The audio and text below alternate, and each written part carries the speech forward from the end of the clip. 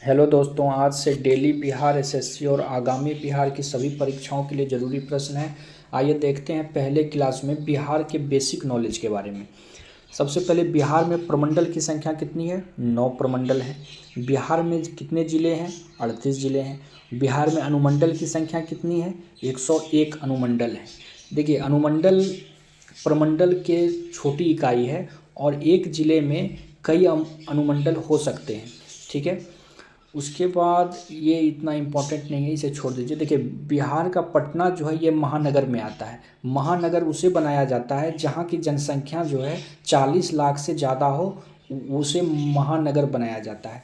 बिहार में कैसी व्यवस्था है? तो बिहार में द्विसदनीय व्यवस्था है। द्विसदनीय व्यवस्था उसे कहते हैं जहाँ विधानसभा एवं विधान परिषद दोनों हो। ठीक है। विधानसभा में सीटों की संख्या कितनी है? 243 सीटें हैं। विधान परिषद की संख्या कितनी है? 75 सीटें हैं। लोकसभा में सीटों की संख्या बिहार की कितनी है? 40 सीट है। और राज्यसभा में सीटों की संख्या कितनी है? तो 16 सीटें हैं। ठीक है। लोकसभा में अनुसूचित जाति के लिए कितने सीट रिजर्व कर रखी है? तो याद रखिएगा, लोकसभा में 6 सीटें जो है रिजर्व, 6 सीट रिजर्व हैं। और विधानसभा में अनुसूचित जाति के लिए कितने सीट रिजर्व हैं? तो 38 सीट रिजर्व हैं। ये विधानसभा की बात हो रही है। ठीक है, आगे आएंगे। विधानसभा में अनुसूचित जाति की आरक्षित सीटें कितनी हैं? 2 हैं। ठीक है, ये तो सीट हो गए। अब आइए देखते हैं राज्य की सीमा को स्पर्श करने वाले 3 ऐसे राज्य हैं जो बिहार की सीमा को छूती है। आइए, सबसे पहले तो है झारखंड, उत्तर प्रदेश और पश्चिम बंगाल। ठीक है, तो आइए हम देखते हैं एक एक करके। देखिए, झारखंड को छूने वाला जो ज़िला है वो है रोहतास हो गया, औरंगाबाद, गया, नवादा, जमुई, बांका, भागलपुर और कटिहार। उसके बाद आइए हम देखते हैं यूपी। उत्तर प्रदेश में जो है कौन कौन सी सीमा छूती, कौन कौन से जिले सीमा छूती है? रोहतास, कैमूर, बक्सर, आरा, सारण, सिवान और गोपालगंज एवं पश्चिम चंपारण। और पश्चिम बंगाल की सीमा छूती है 3 जिला, कटिहार, पूर्णिया और किशनगंज। चलिए आगे देखते हैं। देखिए, भारत की सीमा को स्पर्श करने वाला एकमात्र देश कौन सा है? तो वो है नेपाल। याद रखिएगा, वो कौन सा देश है? नेपाल।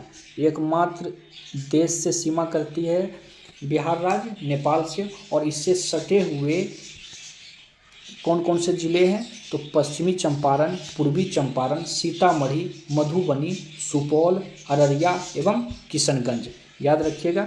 चलिए आगे चलते हैं।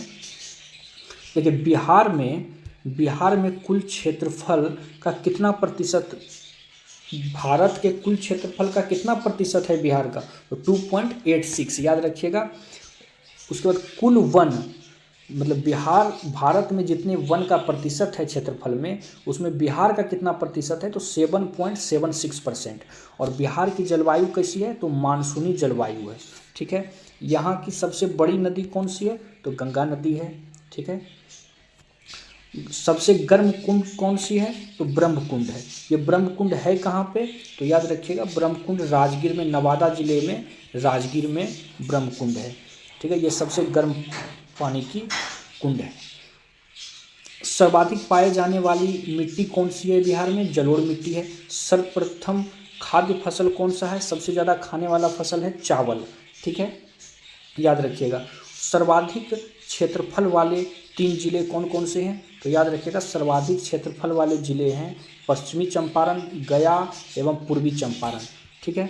उसके बाद याद कीजिएगा, सबसे कम क्षेत्रफल, जिसका सबसे कम क्षेत्रफल है, पहले नंबर पे शिवहर है, अरवल है, शेखपुरा। ये क्रम कभी कभी पूछता है। ठीक है। उसके बाद ध्यान दीजिएगा, जनसंख्या, बिहार की कुल जनसंख्या कितनी है?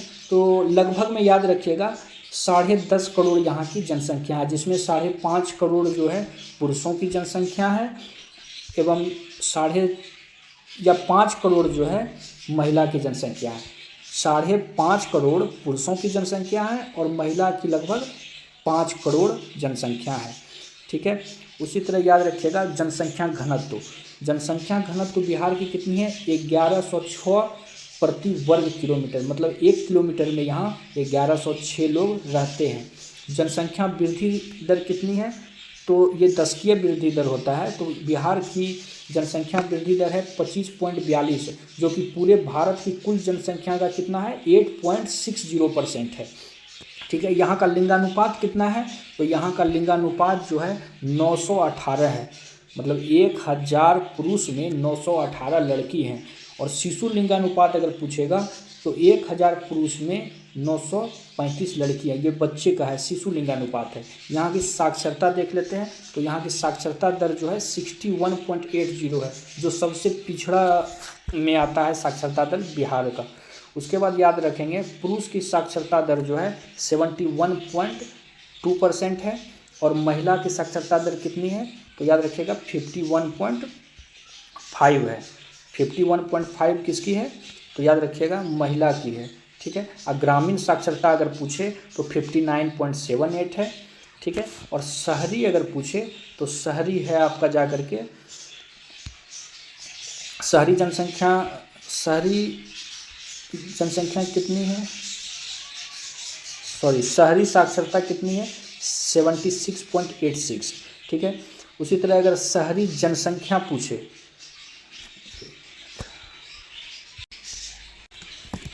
शहरी जनसंख्या कितनी है, शहरी साक्षरता कितनी है, 76.86 है।